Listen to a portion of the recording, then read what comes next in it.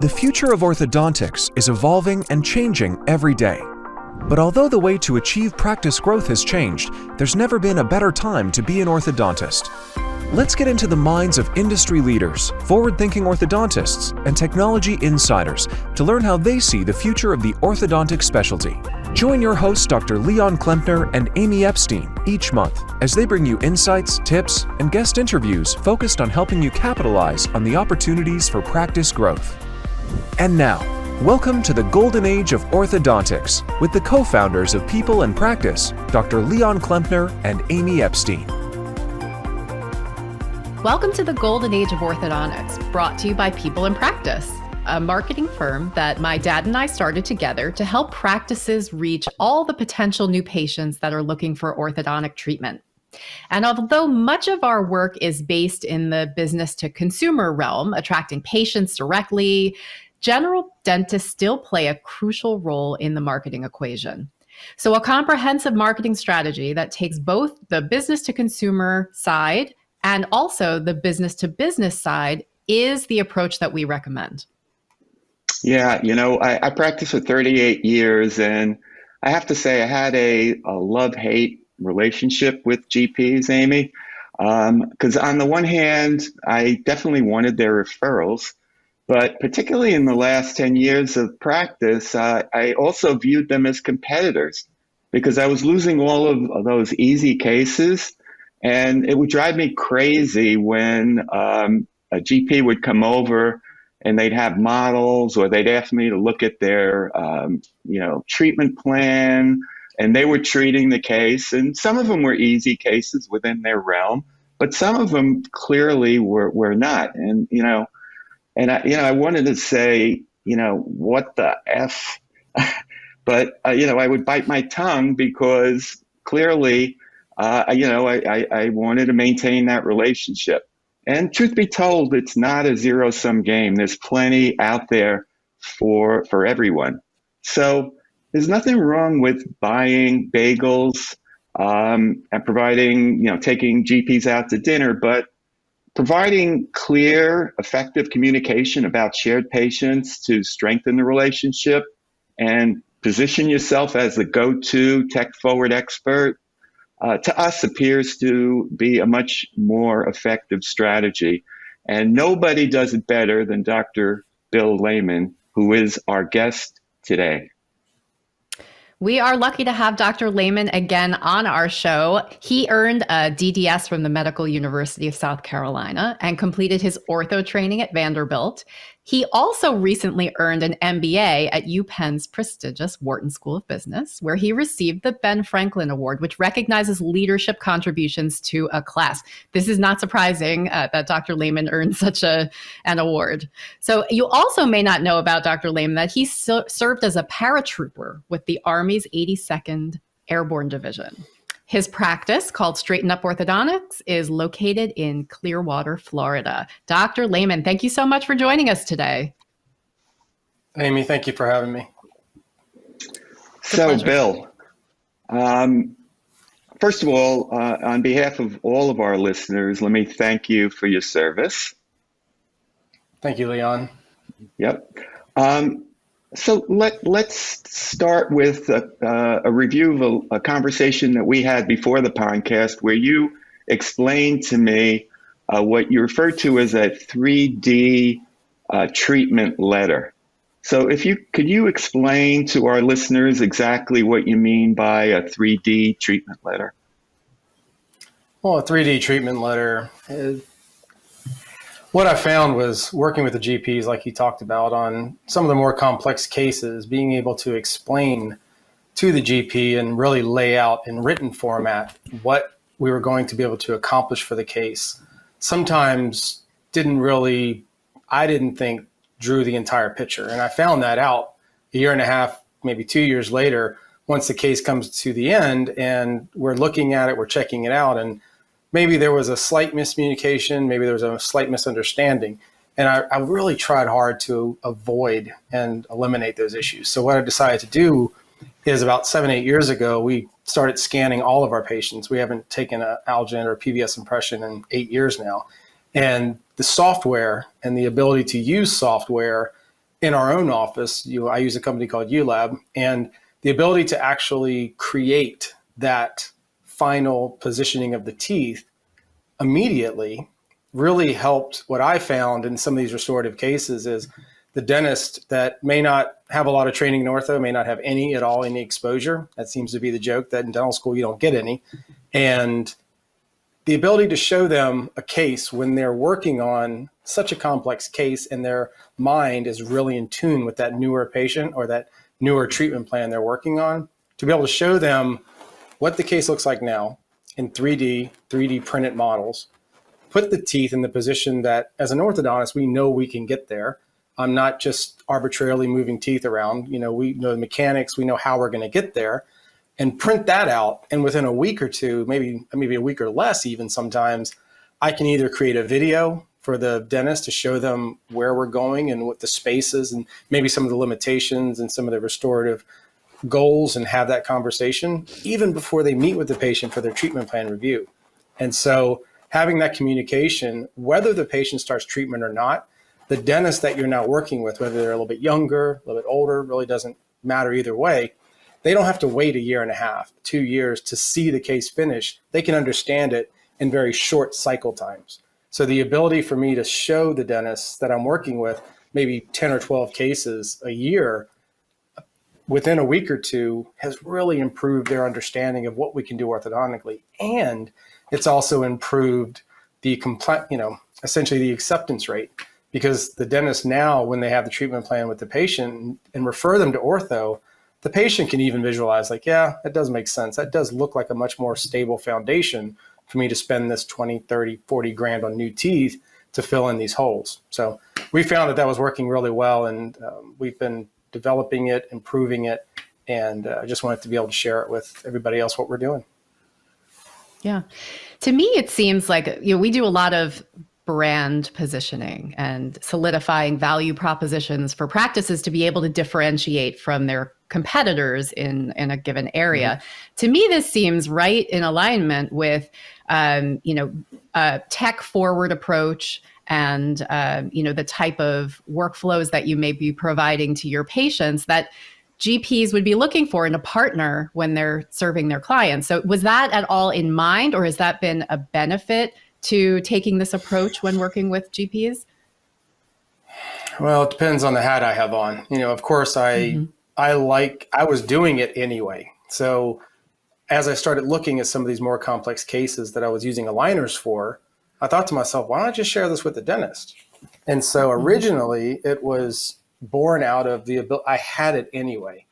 And then I have a study club that I work with, and I brought a few cases in and showed them like, hey, let's look at this before we even treat it. And that's what it was born out of. So yes, I took it into the study club to help them understand more about what orthodontics can do for their cases. That's another place I learned this was about, 10 years ago, maybe nine years ago or so. For a few years, I taught with the Dawson Academy, the advanced treatment planning. And it was amazing because Glenn DuPont, Whit Wilkerson, and Dr. Dawson, after these courses, would be in a huge ballroom, and they would be at a table. And dentists from all over would come by with their typodonts, their articulators, their articulators and their mounted teeth. And I would essentially float around the room saying, yes, ortho can do that. Yes, we can upright that tooth. And at that time, TADS, we were really starting to see molar intrusions. We were starting to see a lot more mechanics with that, we were starting to introduce it to the community there of advanced treatment. And it was amazing to be able to save root canals, crowns, all of that. So there was that entrenched understanding. There already was that pain point that I saw years ago. It's just, it took me a little while to actually convert that to the digital concept of not just showing somebody, here's what your teeth are, here's what they could look like on a animated virtual, put some teeth in there. Like, these are actually the patient's teeth that have moved to a better foundational position or a better aesthetic position. So, yeah. Mm-hmm. When we talk about finding something about a practice or a doctor that makes them different, stronger, their approach. It's often born out of things you're already doing, things that work for you, things that make you who you are, that then you can shed light on, whether you're talking to GPs, like this is how I communicate with my partners when we treat patients, or this is how I communicate with your GP when we're working on a case together. This is just who I am and how I do things. And that's what makes me different. So those are the best differentiators that we can promote about a doctor or a practice, the ones that really come from within, which it sounds like this type of approach was for you. You're just that type of person. So that's great. Thank you. So, Bill, I couldn't help but notice that you mentioned uLab as the aligner that you use. So, Amy and I have been longtime big fans of uLab. They're one of the sponsors of our podcast. But I'm curious. So, there's a lot of aligner companies out there. Why uLab? uLab has an individual. Once again, talking about how as a practice can we find ways to differentiate ourselves? What can we do that's different than everybody else? I remember doing a tour in Las Vegas, and the Four Seasons was the only 5-star hotel. And the only reason they didn't have a casino. That was their differentiator to get that exclusive extra star in a city that has amazing hotels. uLab, what they offered that I really don't see in any other marketplace is they offer the traditional aligner format where you can send your case to somebody, you can give them directions, they present back a case that is set up that did what you wanted to, like many of the other aligner companies. Where uLab is different is, one, I don't have to use somebody off-site. I can set up cases on-site at my office with our lab tech, with an assistant, and do it myself. And I can either have trays sent to me from their manufacturing facility, or depending on the turnaround time that I need for the trays. Biggest example is college kids home for Thanksgiving. They come in on Monday, they've got a little relapse. We give them an attachment template if they need them in a couple trays. Tuesday or Wednesday, they go back to school, and then we monitor them. So I would never be able to do that with most aligner companies because of the turnaround time. So that ecosystem provides such a broad spectrum of options for me as the doctor and as the business owner to accomplish many different goals. And that's one of the reasons why I went with them and essentially exclusively with them. I don't really use any other aligner companies except that one. Great. So it's Amy. Did you want to say something? No, I was just going to just bring up the remote monitoring aspect as well. And you mentioned it a second ago, college kids coming home. Maybe talk a little bit about how that's benefited your practice as well as it relates to differentiation and being someone that stands out among lots of 5-star practices and perhaps in your area. So we started doing that last year, and that is Dental Monitoring is the name of the company we use. It's a remote monitoring solution. And it's a very, to me, it's one of the most patient-centric things you can do for somebody. It's giving them the opportunity to not have to come into the office as much.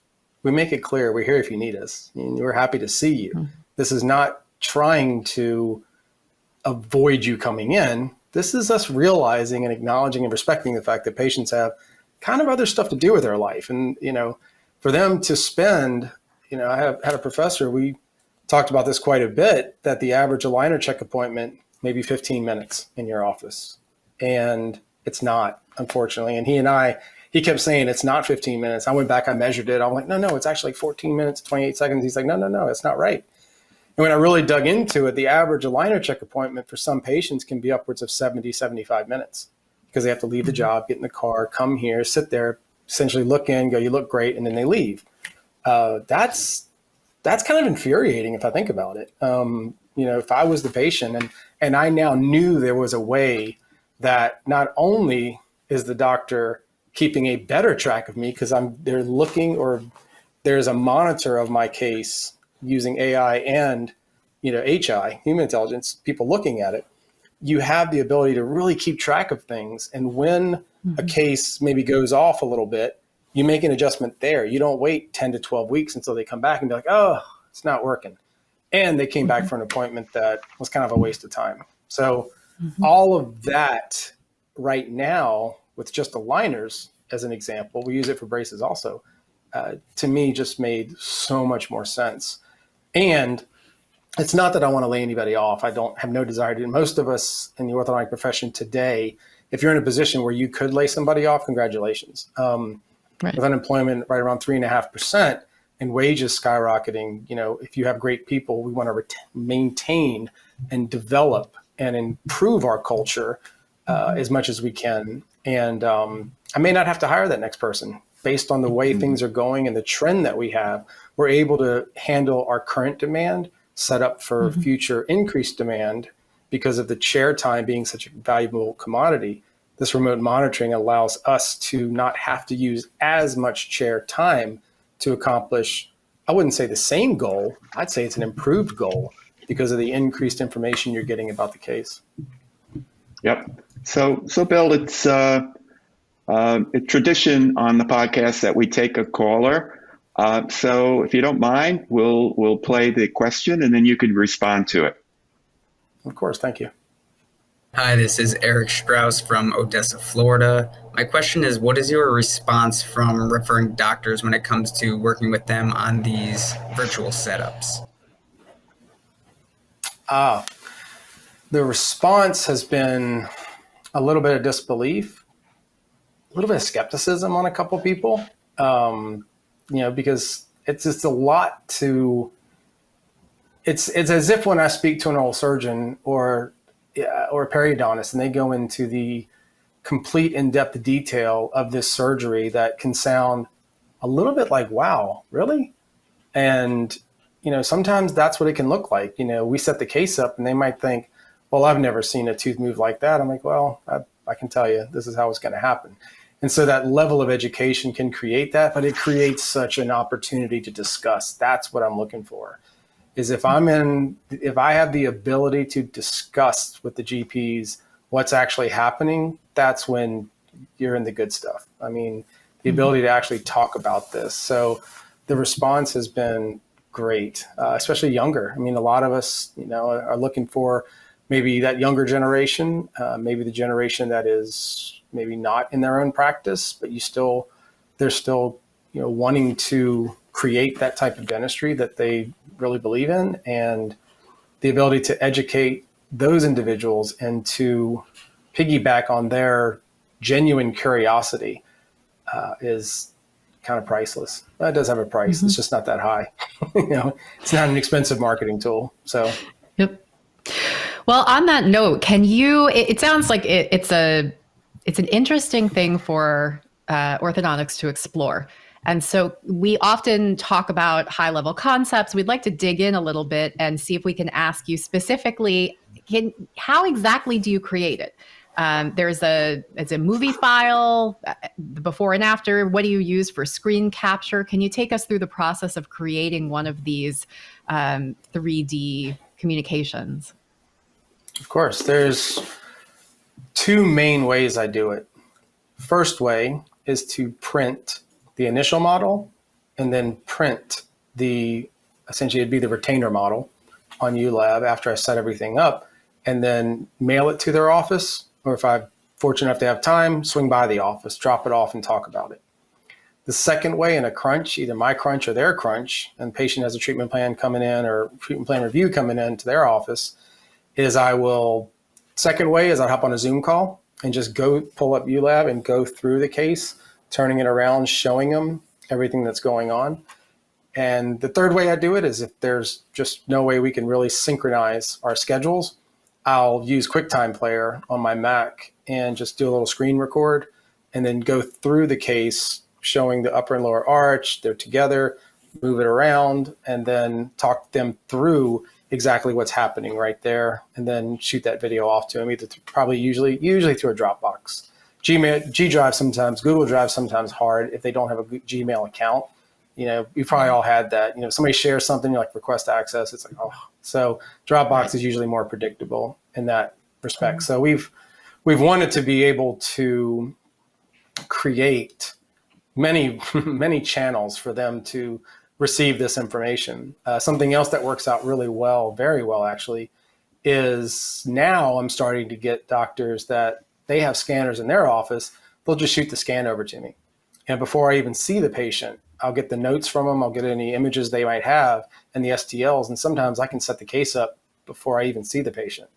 And so that for me is another patient-centric way of like, send me the models, let me see what I can do, let me see what it would look like, send it back to them, either mail the models or send the video, how those 3 avenues, channels to get back to them.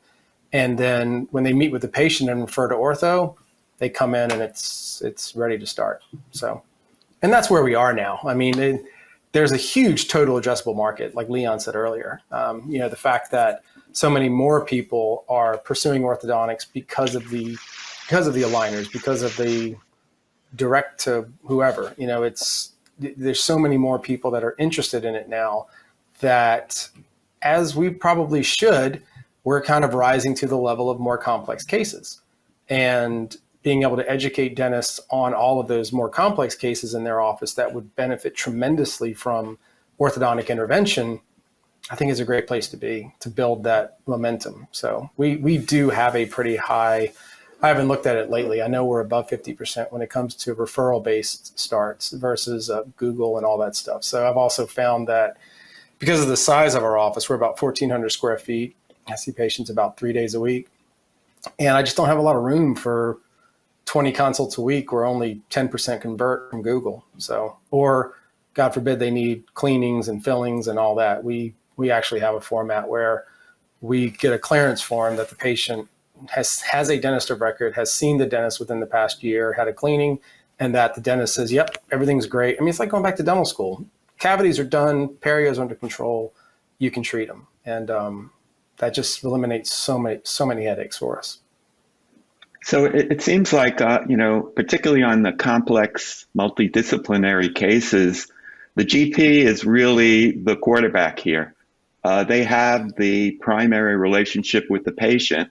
And it sounds like what you're doing is you're really giving the GP the tools that effectively allow him or her to present the case to the patient so that the patient understands the value of all the different players, in particular the orthodontics, which seems to, would increase the patient acceptance. Do you find that that you have it improved? Because I know, those are the toughest cases because they're big numbers, and they're expensive for the patient to swallow, particularly if they're involved perio, ortho, restorative. You can get up into the 50 grand, 75 grand, depending on what's involved. So have you found or gotten any feedback in terms of the increase in patient acceptance when you're providing these visual tools?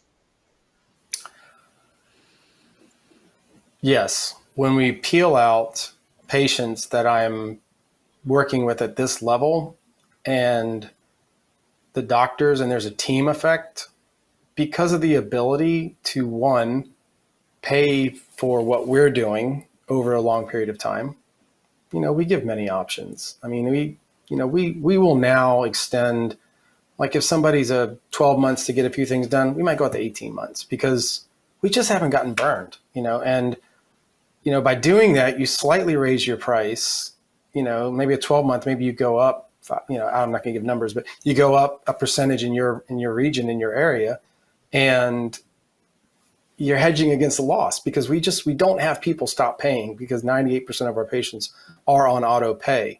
So there's not this historical feeling of I go to the office, I give a check, like that's over. I think I heard Leon talk about that recently, and you just don't do that anymore. So we extend out the payments, and God forbid, let's say 5%. If 5% of those people stop paying after they finish a treatment, they go, I'm done, you're not getting any more money. Okay, one, they go to collections because that's easy, let them take care of it. Two, if you've raised your price a little bit, you can easily find the math that helps you hedge against that 5, even if you want to say, my area is horrible, hedge against 10%. So the people that keep paying more than cover up that potential loss that you're scared of. So Yeah, we have about a 90% acceptance rate when it comes to these types of setups and cases, because people are like, by the time they come to me, it's a predisposed market. I mean, they already are curious. If they came to me, then the dentist that I'm working with, the type of case they have, they're like, okay, I need to go hear this.